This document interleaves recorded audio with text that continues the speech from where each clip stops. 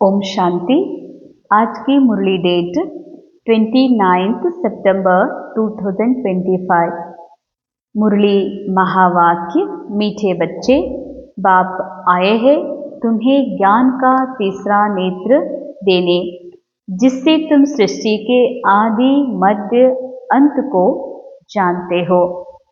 बाबा कहते हैं बाबा आए ही है ज्ञान का तीसरा नेत्र देने के लिए, जो दिव्य बुद्धि बाबा कहते हैं डिवाइन विजडम। इस डिवाइन विजडम के द्वारा ही हम अपनी आत्मिक सत्य को जानते हैं और साथ साथ अपने पिता परमात्मा को जानकर अपनी मूल अवस्था तक पहुंचने का, अपनी निरंतर आत्मिक अवस्था को प्राप्त करने का आधार ये दिव्य बुद्धि है। जब बाबा दिव्य बुद्धि देते हैं, ज्ञान देते हैं, तभी हम इस सृष्टि के आदि मध्य अंत को जान सकते हैं। सृष्टि के आदि मध्य अंत को जानने की क्या जरूरत है, क्योंकि जब तक हम सृष्टि के आदि मध्य अंत को न जानेंगे, तब तक हम इस सृष्टि से परे नहीं जा सकते, क्योंकि हम आत्मा है ही इस सृष्टि से परे, उस परम अवस्था की परम सत्य स्वरूप है।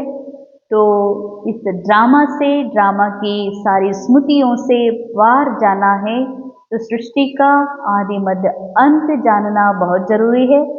तो ये बात दुनिया में कोई भी नहीं जानते कि ये सृष्टि का आदि कैसे हुआ, अंत कैसे होता है। तो इसीलिए इतना परम श्रेष्ठ नॉलेज आप बच्चों को प्राप्त हो रहा है, क्योंकि दिव्य नेत्र के आप बच्चे पात्र हो।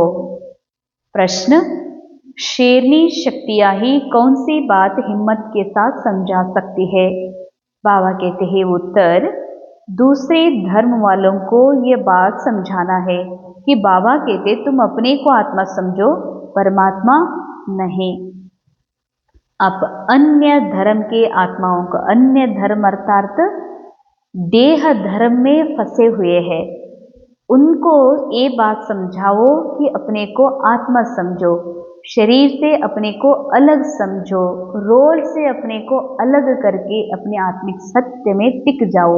ये बात उनको बताना, और कभी भी अपने को परमात्मा नहीं समझना। आत्मा समझकर बाबा को याद करो तो विकर्म विनाश हो जाएंगे। सबको ये बात बताना कि अपने को आत्मा समझो, शरीर से अलग होकर अपने पिता परमात्मा को याद करेंगे तो विकर्म विनाश हो जाएंगे, मुक्ति धाम में चले जाएंगे। परमात्मा समझने से तुम्हारे विकर्म विनाश नहीं हो सकते।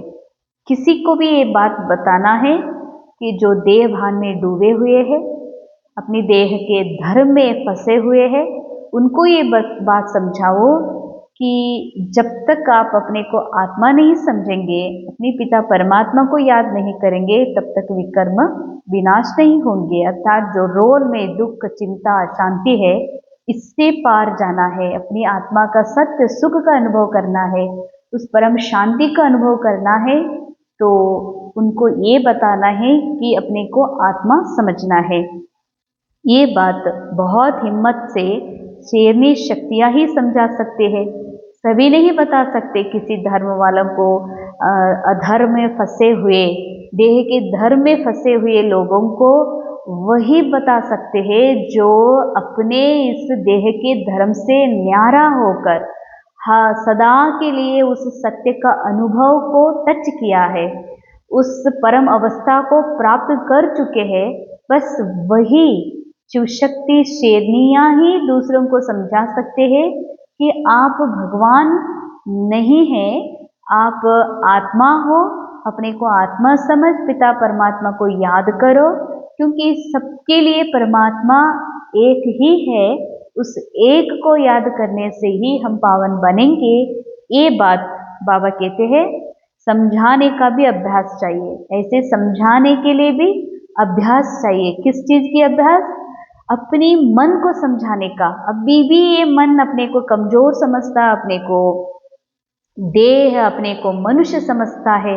इसीलिए इस मन को समझा कर इस मन को ऊंची स्थिति तक पहुंचाने के बाद अपने को बाबा के साथ का अनुभव कराने के बाद ही हम दूसरों को समझा सकते हैं। धारणा पॉइंट, ये पुरानी दुनिया अब खत्म होनी है, इसलिए इस दुनिया का संन्यास करना है। ये पुरानी दुनिया अर्थात स्थूल दुनिया की बात नहीं है। स्थूल दुनिया तब तक है जब तक ये मन यहाँ है। जब तक इस पार्ट पूरा हो जाएगा तब ये दुनिया भी खत्म हो जाएगा। तो बाबा कहते हैं ये पुरानी दुनिया खत्म होनी ही है, इसलिए संन्यास करना है। मतलब कि मन के अंदर जो पुरानी स्मृतियाँ है, पुरानी जो भी अनुभव है, देवभान के अनुभव, ये पुराने हैं। पुराने अर्थात देह से जुड़ा हुआ, इस ड्रामा की स्टोरी से जुड़ा हुआ जो यादें हैं, बाबा कहते हैं इस दुनिया जो मन के अंदर बहुत बड़ा दुनिया बसा हुआ है, ये दुनिया अब खत्म होना है। अर्थात कलयुगी प्रोग्राम, कलयुग का पुरानी दुनिया सब खत्म हो जाना है। ये खत्म होने के बाद ही नई सोच, प्योर फीलिंग वापस जागृत हो जाएंगे। जो सतयुगी नई सोच निकलेगा यहाँ से आत्मा की शुद्ध मन के द्वारा। तो बाबा कहते हैं इसलिए पुरानी यादों से, देहभान की अनुभवों से संन्यास करो, अर्थात उनको बाबा को अर्पित कर दो। कैसे? मैं ये है ही नहीं, मैं तो आत्मा हूँ। मन की भावनाएं, ये पुरानी दुनिया की जो भी बड़ी स्टोरी है, ये मैं नहीं हूँ, बाबा ये आपका है, ऐसा बाबा को दे देना ही संन्यास करना। दुनिया को छोड़कर कहाँ जाना नहीं है, लेकिन इसे बुद्धि से भूलना है। अंडरलाइन, दुनिया को छोड़ना नहीं, क्योंकि घर को छोड़ने का, स्थान को छोड़ने का अनेकों को शौक रहता है। तो बाबा कहते इससे समझते हैं हमारी समस्याओं का हल हो जाएगा, कष्ट मिटेंगे। पर बाबा कहते हैं ड्रामा में जो कुछ भी हो पहले से नोंद है। रोल के अंदर जो रोल के द्वारा जो कुछ भी पार्ट बजना है, जो कष्ट का, दुखों का, अशांति का, अच्छाई बुराई का, वो बजेगा ही बजेगा। पर बाबा कहते हैं दुनिया को छोड़ के कहीं नहीं जाना है। अर्थात बाबा कहते हैं हम है दुनिया के अंदर। जब मनुष्य होकर अपने को मनुष्य समझते हैं, अपने को मन समझते, ये मन अपने को रोल समझता है, वो रोल का मन कहता है मुझे कहीं ना कहीं भागना है। परंतु जो बाबा ने विजडम दी है, तीसरा नेत्र दिया है, इस नेत्र, इस विजडम को जब हम प्रयोग में लाएंगे तो खुद ये देह को, रोल को कहीं ले जाने की जरूरत नहीं। इस रोल से भी परे, इस ड्रामा से भी परे मुझ आत्मा को परे जाना है। इस मन को इस लोक से परे परम धाम में, परम ऊंची अवस्था में बाबा के संग में इसको अर्पित करना है। ये है बाबा कहते हैं कि बुद्धि से भूल जाना, इस दुनिया को बुद्धि से भूल जाना, कहीं भी जाने की जरूरत नहीं। अगर जाना हो ड्रामा से परे जाओ, बुद्धि से। पर यह स्थूल रूप से, कैरेक्टर से, रोल के द्वारा घर छोड़कर, सेंटर छोड़कर, अपने स्थान छोड़कर कहीं जाने से बाबा कहते हैं कोई समस्याएं मिटेंगे नहीं। सेकेंड पॉइंट, निर्वाण धाम में जाने के लिए पूरा पावन बनना है। रचना के आदि मध्य अंत को पूरा समझकर नई दुनिया में ऊंच पद पाना है। अंडरलाइन, निर्वाण धाम। निर्वाण धाम अर्थात कई ऊपर जो 5 तत्वों से परे दुनिया है, उस बात की निर्वाण धाम नहीं। निर्वाण वाणी से परे, वाणी से परे अर्थात इस कैरेक्टर का जो स्टोरी है, बहुत अच्छा लगता है। स्टोरी के साथ बाबा कहते हैं स्टोरी के अंदर बातें बहुत है, स्टोरी के अंदर स्टोरी भरा हुआ है। मेरे साथ ऐसा हुआ, मैंने ऐसा किया, मुझे ऐसा करना है, ऐसे बातें बहुत है। बाबा कहते निर्वाण अर्थात अपनी आत्मा की ऊंची अवस्था, अपनी आत्मा की उस साइलेंट स्मृति को, उस साइलेंस में जाना है कि जहाँ बाबा कहते हैं वहाँ कोई शोर नहीं, तो उसके लिए पावन बनना है। पावन बनना अर्थात ये मन से भी परे, इन सब यादों से परे मैं निर्विकार आत्मा हूँ, ये स्मृति ही अपने को पावन बनाना।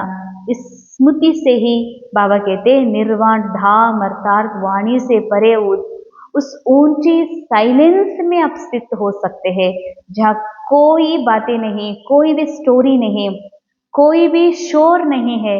उस साइलेंस में जाने के लिए आपको पावन बनना है। रचना के आदि मध्य अंत को पूरा समझकर बाबा कहते हैं नई दुनिया में ऊंच पद पाना। नई दुनिया माना वो आने वाली युग की, सतयुग की बात नहीं है। बाबा कहते हैं नई दुनिया अर्थात नई जो सोच, आत्मा की सोच है, नई जीवन है, नई जो स्मृतियाँ है, सतयुग की स्मृतियाँ, जो एकता की, जो आत्मीय स्मृतियाँ है आत्मा की, उस दुनिया में ऊंच पद अर्थात ऊंची अवस्था, अपनी परम अवस्था, अपनी साइलेंस में स्थित हो जाना ही श्रेष्ठ पद को प्राप्त करना है। वरदान किसी भी आत्मा को प्राप्तियों की अनुभूति कराने वाले यथार्थ सेवाधारी भाव। यथार्थ सेवा भाव अर्थात सदा हर आत्मा के प्रति शुभ भाव। यथार्थ सेवा भाव अर्थात हर आत्मा के प्रति शुभ भाव, शुभ कामना। शुभ कामना अर्थात शुभ इच्छाएं, शुभ भावनाएं जो है वो सिर्फ आत्मा की स्थिति में स्थित होकर आत्मा की मन से जो निकलता है वो है शुभ भावना। यही सेवा भाव है। सेवा भाव अर्थात हर आत्मा को भावना प्रमाण फल देना। सेवा अर्थात किसी भी आत्मा को प्राप्ति का मेवा अनुभव कराना। ऐसी सेवा में तपस्या साथ साथ है। ऐसी सेवा में तपस्या साथ साथ है। सेवा का अर्थ ही बाबा ने बताया कि अपनी आत्मिक ऊंची स्थिति में स्थित होकर अपनी आत्मा के मन से जो निकलता है शुभ भाव, उसको देना ही सच्ची सेवा है। सेवा में तपस्या साथ साथ है। आत्मा की स्मृति में रहना ही तपस्या है। देह भान से डिटैच होना ही तपस्या है। जहाँ यथार्थ सेवा भाव है वह तपस्या का भाव अलग नहीं है। अंडरलाइन, जहाँ यथार्थ सेवा भाव है वह तपस्या का भाव अलग नहीं है। सेवा अगर आत्मा की मन से निकला हुआ शुभ भाव द्वारा सूक्ष्म सेवा, शुभ भावनाओं की सेवा वहाँ कर रहे हैं तो वो तपस्या ही है। तपस्या कोई अलग नहीं है। तपस्या माना जैसे बैठकर, सिर्फ बैठने से जो होता है सिर्फ वही तपस्या नहीं। हाँ, बैठकर भी तपस्या कर सकते, पर तपस्या का अर्थ है कि अपनी शुभ भावनाओं को फैलाना। जिस सेवा में त्याग तपस्या नहीं वह है नामधारी सेवा। बाबा कहते जिस सेवा में त्याग नहीं तपस्या नहीं। त्याग अर्थात इस देह भान से परे नहीं, इस मनुष्य जीवन के साथ जो अटैचमेंट है उनको अभी तक छोड़ा ही नहीं है। अपना पद, पोजीशन, अपनी सीनियरिटी, अपनी जो कुछ भी सुविधाएं है उसको मन से निकाल कर, इसको सच समझकर जो फंसा हुआ है वो त्याग नहीं है। बाबा कहते हैं ये कुछ भी है, जो कुछ भी दिख रहा है, अनुभव हो रहा है, ये सिर्फ ड्रामा में हो रहा है। मैं आत्मा ड्रामा से अलग, परे, वो ऊंची अवस्था वाली मैं आत्मा हूँ। ये है त्याग, देवभान का त्याग, अपनी पुरानी दुनिया की स्मृतियों का त्याग। तो यही सच्ची तपस्या है। बाकी सब नामधारी सेवा है, सिर्फ नाम के लिए, सिर्फ करने के लिए सेवा है। वहाँ कोई खुशी नहीं, कोई परिवर्तन नहीं है। इसलिए त्याग, तपस्या और सेवा के कंबाइंड रूप द्वारा सच्चे यथार्थ सेवाधारी बनो। स्लोगन, नम्रता और धैर्यता का गुण धारण करो तो क्रोधाग्नि भी शांत हो जाएगी। अंडरलाइन, नम्रता और धैर्यता का गुण धारण करो। धारण कैसे करना है कि धैर्यता का जो विरुद्ध है कि अधैर्य। अधैर्य तब होते हैं जब देहभान में होते हैं, मनुष्य जीवन में जीते हैं, अपने मन के वशभूत होते हैं, तभी अधैर्यता और जो कुछ भी पार्ट में असुरीयता दिखाई देता है, वो जब देह समझने से, बाबा कहते हैं जब ये देह से परे हो जाएंगे, अब आत्मा जब होंगे, वही नम्रता है, वही धैर्यता है। इस गुण को जब धारण करेंगे, बाबा कहते क्रोधाग्नि भी शांत हो जाएगी। अब एक इशारा, अब लगन की अग्नि को प्रज्वलित कर योग को ज्वाला रूप बनाओ।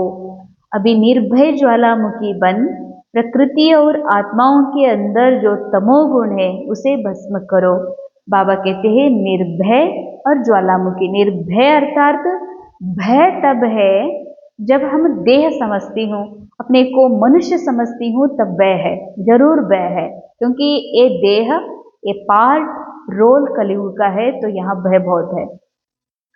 बाबा कहते जब निर्भय हो जाएंगे, ज्वाला स्वरूप ज्वालामुखी बन जाएंगे। ज्वालामुखी अर्थात मैं और बाबा, इसके अलावा और कोई बीच में ना आए, ये है ज्वाला स्वरूप ज्वालामुखी। निर्भय अर्थात देहभान से परे अपने आत्मिक सत्य स्वरूप में स्थित हो जाना ही, अपने सत्य का अनुभव करना ही निर्भय है। तो इससे प्रकृति और आत्माओं के अंदर जो तमोगुण है वो भस्म हो जाएगा। देहभान की जो स्मृतियां है, तमो प्रधानता है, वो सब सारे समाप्त हो जाएंगे। तपस्या अर्थात ज्वाला स्वरूप याद। तपस्या अर्थात ज्वाला स्वरूप याद। ज्वाला स्वरूप अर्थात मैं आत्मा, higher conscious, supreme conscious Shiv Baba का कंबाइंड स्वरूप, ये है ज्वाला रूप। तो इस याद द्वारा ही माया प्रकृति का विकराल रूप शीतल हो जाएगा। आपका तीसरा नेत्र ज्वालामुखी नेत्र माया को शक्तिहीन कर देगा। ओम शांति।